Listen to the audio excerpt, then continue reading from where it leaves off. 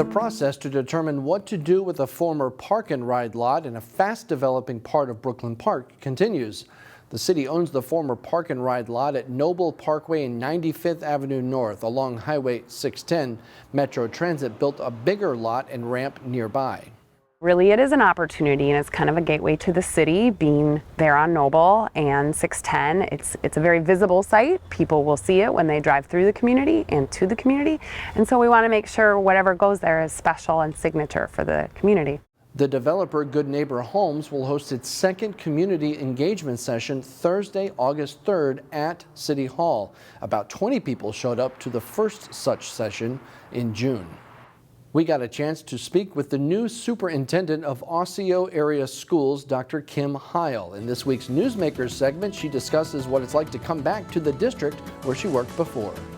An exciting time to start as a superintendent, middle of the summer, but there's a lot of work to do before we get to September, I would imagine. Yes, it is a fantastic time to start. A little quiet now, but it gives me time to get in and to learn and listen and to get things prepared for when our scholars come back and our staff. So those meetings, those one-on-one meetings are very important because to me, for everyone to be valued and heard is very important. So from meeting one-on-one, of course, with your school board members to your cabinet members to your building principals, that's all scheduled already, to we're planning an event for our staff coming up at the end of August when they return. So just ensuring that they get to see who I am and I understand who they are and what their needs are and how I can support them. So after 5 years with Fridley, you're back. It's a little bit of a homecoming. You're back with Osseo. That is correct. It's a good feeling. It's a good feeling to be back, and I know quite a few people, but there's a few people I don't know and they don't know me. So it's good to be able to see all of the hard work that Osseo area schools have done over the last few years and just be able to keep that work going and growing and supporting our staff and our scholars. We're still close enough to having gone through the pandemic and the shutdown. There's still a lot of challenges for all schools, right? Correct. With instruction and curriculum and just kind of getting everything back to a more normal feeling. Right. Is that a challenge, an opportunity, a little bit of both for you? I don't see it as a challenge, and I don't really consider back to normal. I say back to better, because normal was not always great in our world, right? So no, I don't see it as a challenge. I use a phrase of ride the wave. So it's so you're coming, you're surfing. At times the water is calm, and then sometimes COVID will come and somebody will come and knock you off, but you're tethered and you jump back onto that. So no, it's for some it would be a challenging time, but to me it's an exciting time because there's such a framework that's in place for us to do, and it's all about I call them our babies. It's all about our babies and what we need to do, and we have just passed a strategic plan, and we have a tight alignment to what we need to do. So after COVID, you cannot handle anything. Anything in particular about Osseo schools that you think really sets it up well for continued success, or to build on things like you just mentioned, to build on what's already happened and to continue to succeed? Yes, because I'm blessed to have come in and a foundation has already been set. So we already had our Back to the Future, Back to Being Better. For that, we have that plan set out of what we need to do. So we're looking at how do we build spaces for our career, our math, our science areas.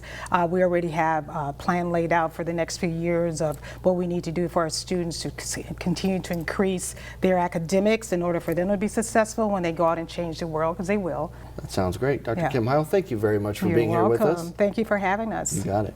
Well, think for a second about the clothes that you saw some people wearing today. Chances are you saw a lot of colors like white, gray, black, or maybe some blue or a little bit of brown. As Delane Cleveland reports in this edition of Business Matters, a Golden Valley couple is trying to bring a little more color to our everyday outfits.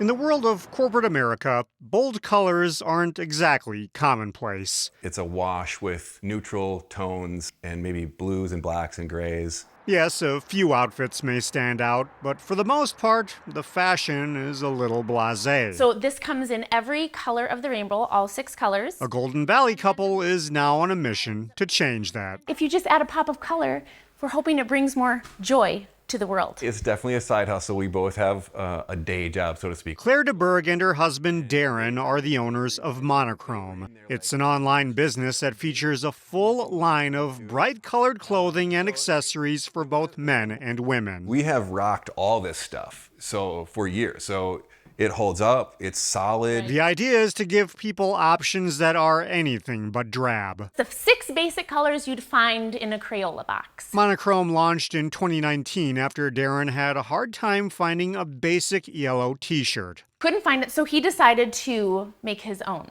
Yes, Darren designed every single piece of merchandise inside their Golden Valley home, using the free time he had during COVID to make it happen. And no, he doesn't have a design background. Anything you want to do, there's someone showing you how to do it on YouTube right now. So that's pretty much how I did it. I did some reading. While the goal is to sell their merchandise to others, make no mistake, this is a family that believes in its product. We get a lot of attention, like we travel. We like to travel in monochrome. They travel in monochrome, and they also wear the colors in everyday life. Where the beat go? Then there's their 11-year-old son, Harold. He's an avid skater who decks himself out in monochrome when he's on the skateboard. Wearing monochrome makes him feel good when he's wearing all yellow. You can't help but feel bright and alive. Claire and Darren certainly don't expect everyone to go full-on monochrome, but in their minds, a little extra color can go a long way for people who want to express their individual personalities. If you want to go all in, then we got you covered. In Golden Valley, Delane Cleveland, CCX News. At some point in the future, Monochrome would like to expand its product line to include shoes and skating apparel.